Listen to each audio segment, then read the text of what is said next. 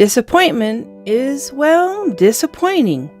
Okay, Google, define disappointment. Here's the definition of disappointment. The feeling of sadness or displeasure caused by the non-fulfillment of one's hopes or expectations. Webster says, for those of us who remember who he was, leave unsatisfied, otherwise known as you don't get what you want. I recently didn't get what I wanted. I was writing up a business plan. I suppose this is what adults do when they start a new business. And I got to question number 8. What is your business name? Good question. I want it to have some kind of meaning. Be easy to say, be catchy, be funny but not too funny, as this is serious business helping people deal with negative emotions. How can people find simple things they can do when they feel like poo? Watch, subscribe, like and share, comment, ring the bell. One night I just couldn't sleep at all thinking about all of this, and it hit me. The greatest business name ever. I thought to myself, this is new. No one's ever really called a business this before. This is going to be great. It's funny and it's fun, and every time I say it to myself, well, I giggle inside, so I'm sure everyone else is going to like this too. I went back to sleep the night of my genius, waking up a few hours later, and still I was thinking, this is the greatest business name ever. So it must be truly the greatest, or I would have forgotten it by morning, right? Like when you write a letter in your head at night and you have the perfect wording and it's encouraging and wonderful. My friend will be so happy when she receives this letter.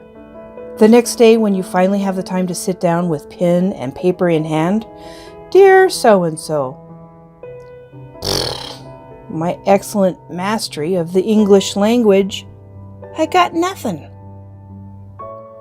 That morning, 6:45 a.m., on the way to school, I tell my teenager the greatest ever business name. Honey, what do you think about untwist your giblets? What? He says. Untwist your giblets, my new business name.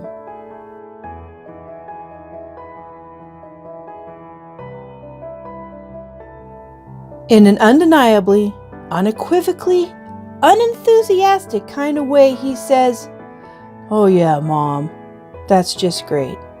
I think to myself, well, he's still asleep. He doesn't quite see the genius in this name. I refuse to feel disappointed. It's about giving people simple things to let go of various negative emotions that come up in everyday life. It's not rocket science, but these tools help, and they are all free. Most people just were not taught these things, but imagine when you were a little kid, if you had been given these simple things, then as you grew up, you'd have moved through all those negative, unhelpful emotions more quickly and get to the business of living and creating and enjoying life. It seemed to me calling my business Untwist Your Giblets was clever and genius because emotions are all tied up inside our organs and bones and muscles, and the negative emotions need to be untwisted and let go of so that we can maintain good health, a positive state of mind, and keep oriented in the direction of our own truth. But since I had to explain it, well, it's like that frog you dissected in high school.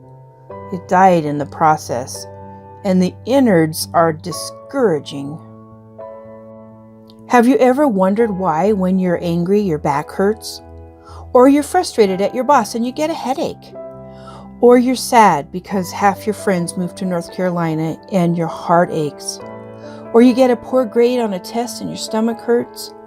Or you're about to give a speech and you get nauseous and the butterflies in your stomach feel more like vultures flying around?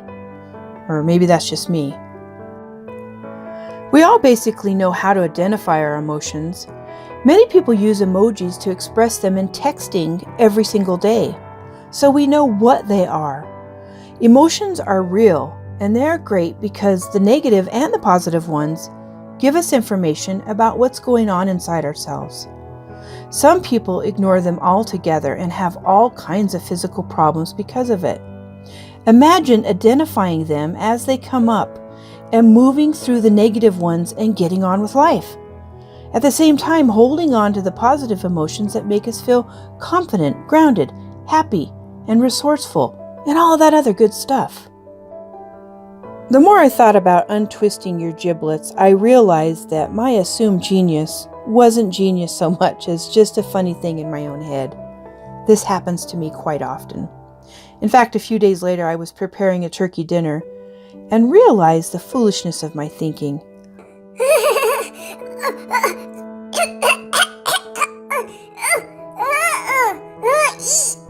If this is what people are thinking when they see a business called Untwist Your Giblets, not a strong business plan. I feel sad about this. I feel kind of stupid. I feel misunderstood and disappointed.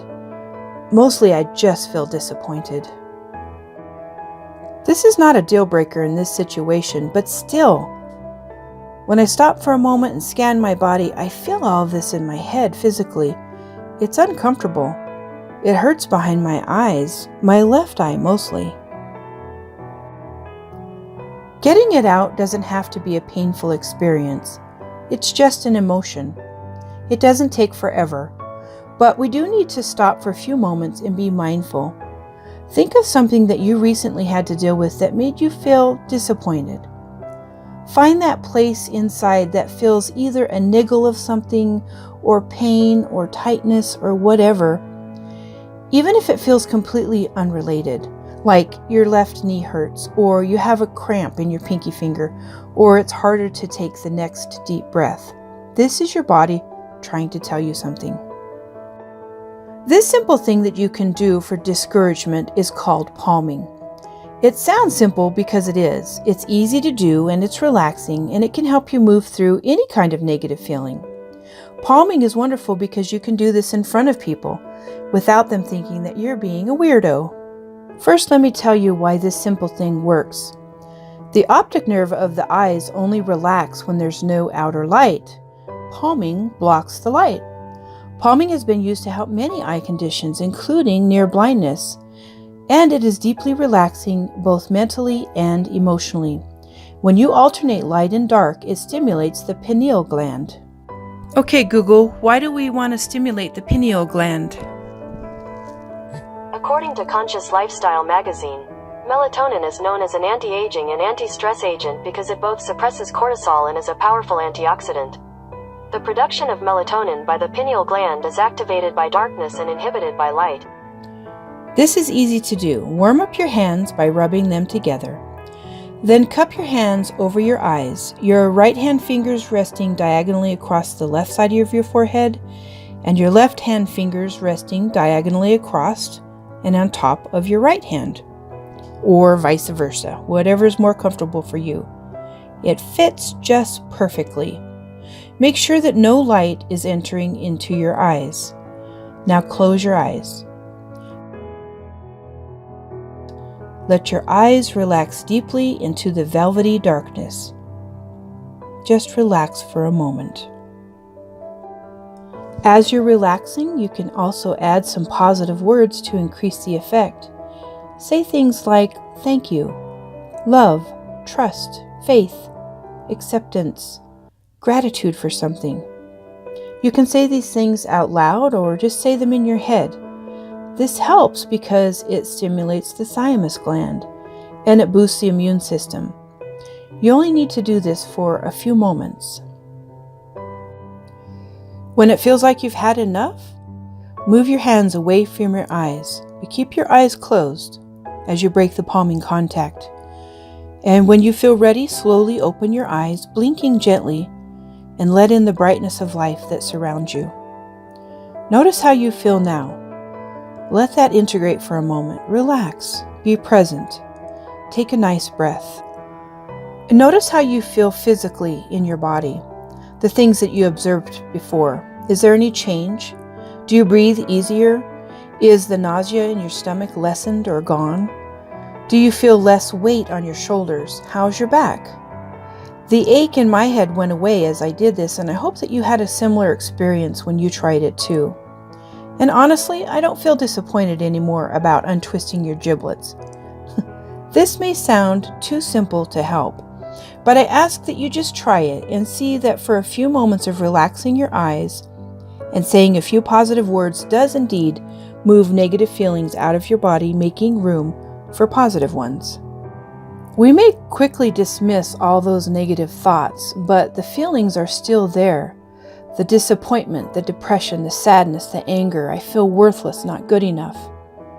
We learn this thing about ignoring how it feels and we push through. Then it all gets tied up inside of us and stuck, and we move on with our lives, or at least we think we have, and there it sticks, and the next negative feeling and the next, piling onto this huge heap.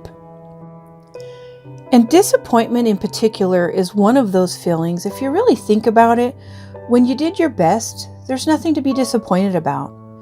It's all this made-up thing in our head that we failed or something, as if perfection was the thing.